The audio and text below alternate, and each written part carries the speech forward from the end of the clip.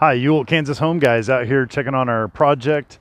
And we just got the outside of this house painted, doing a little touch-up work right now. We've got the tile saw out, getting ready to do some tile work in the bathrooms inside.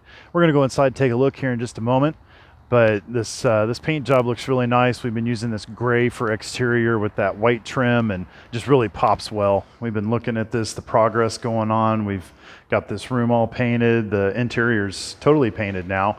Got all the trim done. We've even finished the fireplace off here. We're liking that accent color gray. Plus you get that matched up with these white built-in and fireplace mantle. Coming into the kitchen, we've got all of our cabinets and doors put in, appliances installed, got this awesome backsplash, getting ready to get some grout in there. Just got that glued up to the walls now, and we've been getting our flooring put down.